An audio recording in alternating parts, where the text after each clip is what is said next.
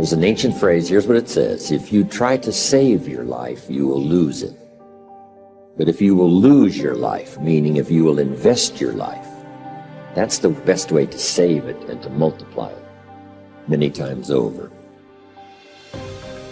Everybody has a turn back moment. Everybody has a crossroad. You can either decide to continue or to quit, to go forward or to go back. I will my way to the top. Some of you got that same fight in you, but you fight people. You still cussing folk out. You still laying hands on people. That's the easy fight. Now fight your bad habits. Fight your addictions now. Fight your laziness. Fight your procrastination. Take that energy now and fight to get a degree. Fight to start a company. Fight. High performers are obsessed about the topic in which they're trying to learn, master, grow into. And if no one thinks you're crazy, you're not yet operating to the outer limits of your potential. You're not there yet. Because somebody in your life should say, you really care about this in a crazy way. And when you get there, you know you found your thing. So looking for a way in which we can begin to give our lives some special power. Number one, commit yourself to giving your best at all times. It's a new game now. So now more than ever, it's about creating a positive atmosphere in the workplace and people that have that competitive edge, people that are hungry to make it. So you got to be hungry now. You can't just casually walk around, well, I'll get to it later on. Oh, no, this is a new day right now.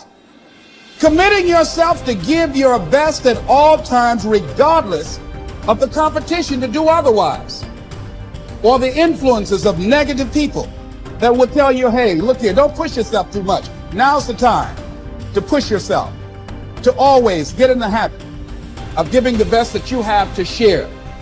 People need to know you for one major thing first. He works. He produces. The guy's there every day. The guy's pushing and shoving. Because the truth is, no matter how good your ideas are, how good your art is, or how good your skill set is, if you're not working, man, if you're not vibrating at a frequency that people say, my God, how does that guy do all that? 10x levels, massive action, tremendous work ethic that's just a muscle now, and it's just a discipline in your life, and it's a normal way, you're not going to get in that top 10%.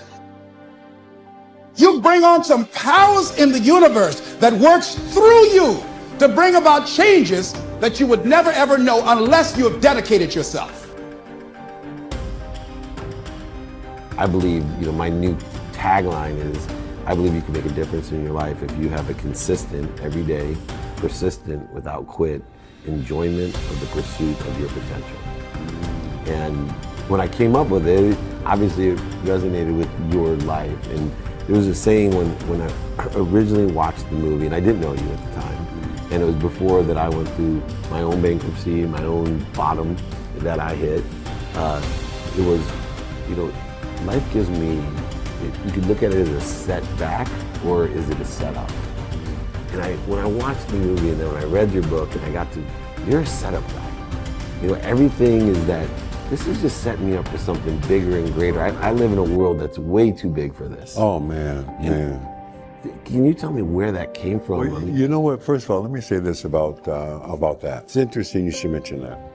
I, like yourself, have some core things that I believe in. And that idea that you just shared with me, people talk to me a lot of times about hope. And hope's a beautiful thing, but I have to always ask people, well, what's the nutritional value of hope? Right? You're gonna tell your children we got hope for dinner, right? Again. Right? Hope's a beautiful thing, but it's always more important, baby, to have a plan.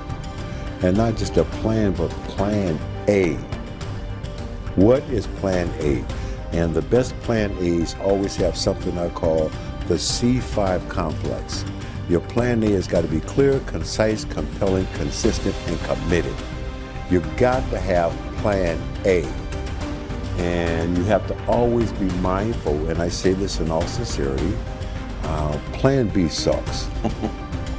It does. I mean, you think about some of the biggest names in their respective industries and worlds. Those people were committed to plan A. I mean, I know you're a big NBA fan, as I am.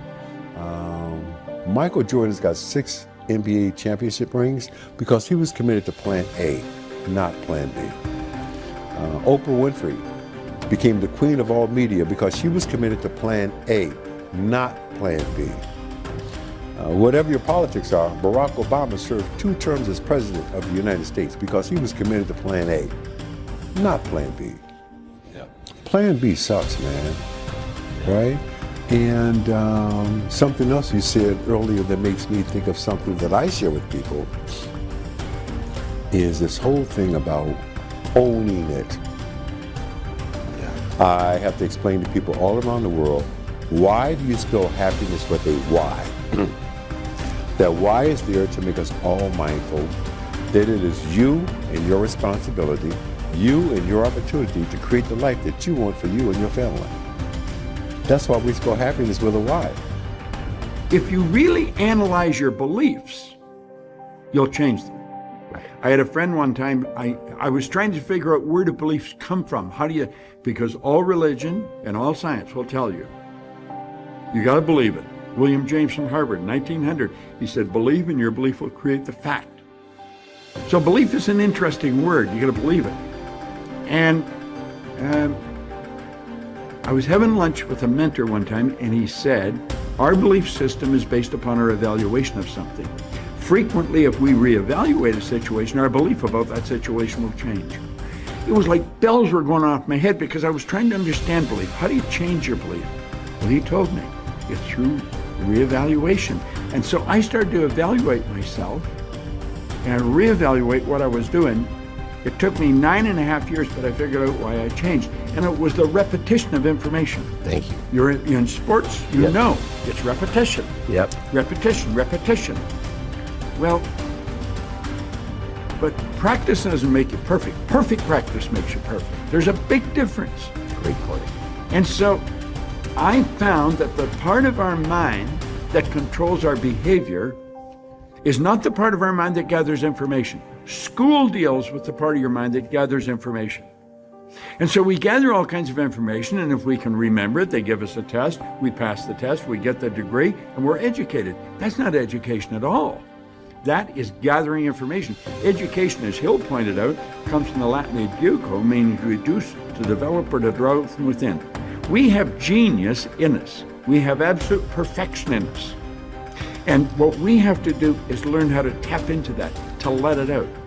But we have a part of our mind that controls our behavior, and that's where a paradigm is. And the paradigm literally controls our behavior. I don't care what you're doing. If you're not altering the paradigm, you're not going to improve your results. Many people may or may not know, you can actually name your alarm. So my alarm, I don't put it by my bed. Why would you condition yourself to put something as important as what's going to help you get up in a place where it's easy for you to make an excuse, right? So my phone is across in another room for 2 reasons. Number 1, I have to physically get out of bed. And number 2, Amy's going to kill me if that goes off for too long. So I am sprinting to turn that thing off. And the first thing I see on the screen is my mother's name, Jan Fishman Newman. My mother passed away 11 days before my 8th birthday. So my fire, if the first thing I see is Jan Fishman Newman, you think I'm hitting that snooze button? When I'm 42 years old, my mother passed away at 38. I've been given 4 extra years, 1 day at a time. You think I'm gonna hit that snooze button? And so for me, I've conditioned myself to connect to what drives me to recognize you will not make an excuse. Man, see, I knew about Mom, but I didn't know the phone piece of it. I didn't know that. And then I'll share with you, it's actually right here, same journal. Once again, it's all the environment that we set up. So one of the other things I do every morning, this is my burn journal. I write down Janet Fishman Newman legacy, uncommon amongst the uncommon. So one of the first things I do is I literally write, to me, it's not enough. This is not easy. I think people want to hit the easy button in everything that we do. We have to condition our minds. Mental toughness is not easy. People think, oh, I have mental toughness. You have to condition your mind. Your mind is the most powerful weapon that you have. It's a muscle. So Ed, you and I, we can work out our muscles, but the reality is this is a muscle that far too often people don't condition that muscle. So I've conditioned it to see my mother's name, but then I've conditioned it to write down and to deeply connect to the burn. Once I do those two things, it's go time.